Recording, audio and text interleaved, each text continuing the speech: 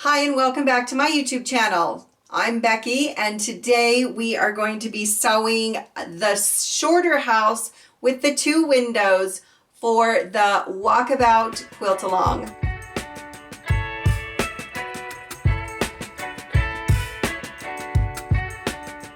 So if you've missed any of our previous videos for the quilt blocks, I'm going to be referring you back to one of the first videos which will give you an overall view of the Walkabout Quilt-a-long.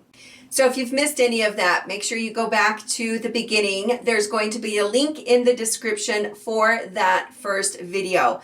That will give you all the details that you need, as well as the information on how you can get a copy of the PDF patterns that we are going to be using during this. You can also head to my website at Patchwork Posse, and then in the search, look up Walkabout Quilt-a-long, and all of those blog posts will show up to help you get you on track and catch you up. Let's go ahead and jump right in and take a look at what block we are going to be sewing today. So for this block, you're going to need some super cute fabric, of course, for your background, as well as your roof, your house fabric, and fabric you need for your windows and your doors. So as you can see, I've got this fussy cut piece for the door, which is super cute. You might want to have some fun trying that out on your houses as well. All right, I have all of my pieces pre-cut. I also have them labeled. Check the description so you can grab this printable for keeping all your parts correctly labeled while you wait to sew them. I've got my pattern here, and we are going to be making this house block that has 2 windows. So the first thing we're going to do is grab our bead blocks, and with the wrong sides up, we are going to draw a line from corner to corner using a pencil. So this is just a diagonal line. So this are the corners of the roof, and it really just lets us keep track of what direction to sew. So I'm going to take the roof, which was labeled E, and I'm going to go ahead and place these where they go, making sure that my diagonal lines are going the correct direction. So all these other blocks I'm going to transfer over and lay the block out. I'm going to just place my roof here, and then I know that my A is the 2 sides of the block. So I'm just going to start laying out these blocks. G is in the center. And then I do have my 2 window blocks, as well as my house block that goes in the center. And then I've got these on both sides. Now, if you have directional fabric, you can kind of pay attention, and if you'd like, make sure that they aren't going upside down.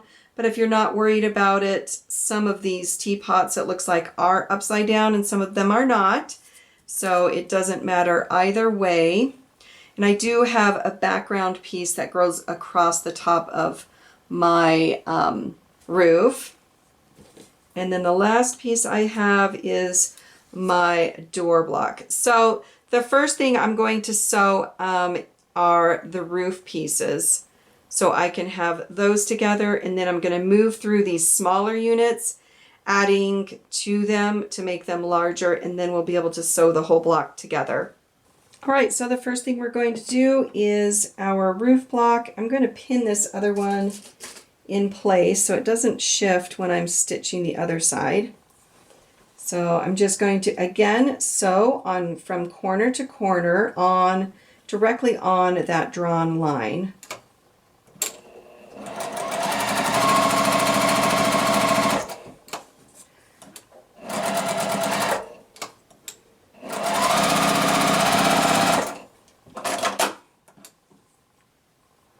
So I did sew that extra seam, and now I've got a free half square triangle.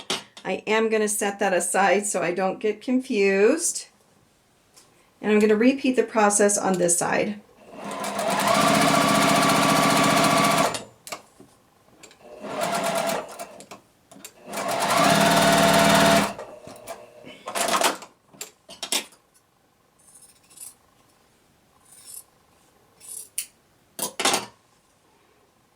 All right, now I can hand press this just really quick so I can sew it to the other pieces.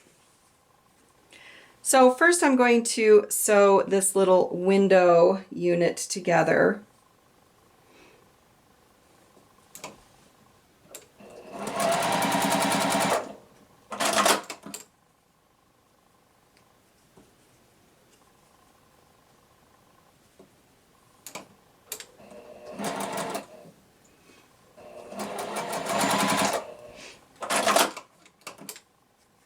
With this unit together, I can go ahead and add my top piece, which is also the house fabric. Again, if you have directional fabric, just double check prior to sewing that you've got it the right way.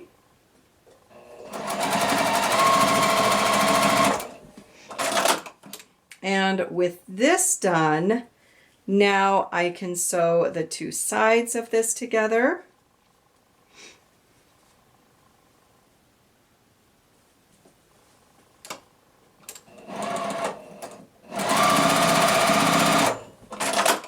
And repeat that with the other side.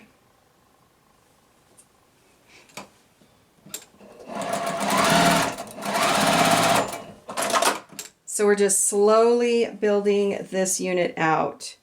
So I've got my window unit done, so now I can sew it to the section just below it. I'm putting the piece that has all the seams on the top. That way I can see these seams and make sure I don't twist any when I'm sewing them down.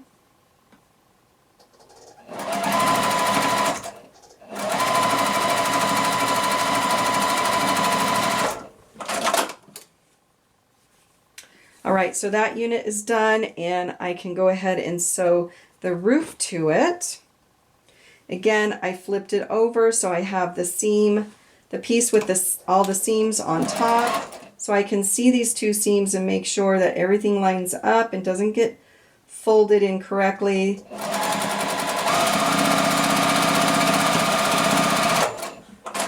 Those extra twists add bulk, so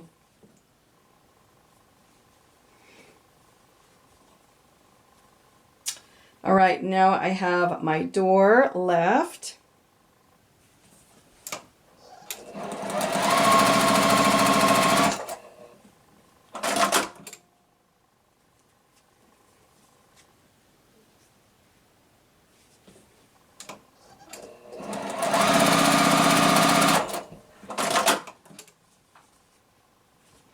And now I can sew my door to the top of the house unit.